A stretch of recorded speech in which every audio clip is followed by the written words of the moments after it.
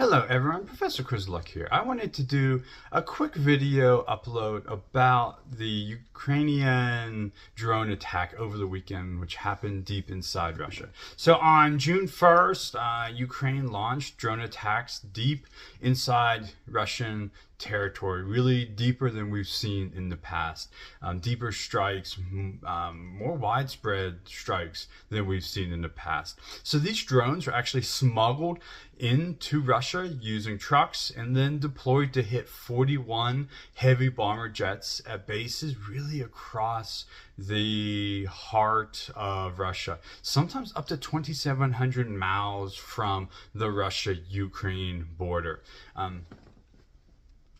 So these attacks wiped out a pretty big chunk of the Russian Air Force, long-range jets. So when we think about what are the ramifications of this attack, we know this morning there were peace talks between Russia and Ukraine. There's some speculation, would these attacks change those peace talks? And the timing is probably coincidental. The Ukrainian authorities said these plans, this military operations, really been in the making for months and months and months. So probably wasn't just thought up overnight before these before these peace talks, but instead have been in the works for a while. But we still have to think about, does this change the peace talks? And we don't know yet. The early reports were the peace talks this morning didn't go anywhere, but that's nothing new. We've seen the peace talks with the Russian authorities haven't really been going anywhere.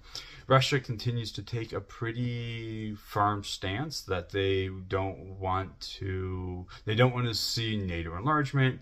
They don't want to return territory that they've captured from the Ukrainians. So the peace talks have certainly been stalled. So we saw pretty widespread attacks across Russia. Peace talks maybe aren't changed. What is changing though is Max Boot wrote a Washington Post editorial on Sunday, so yesterday, about how this kind of changes the face of warfare.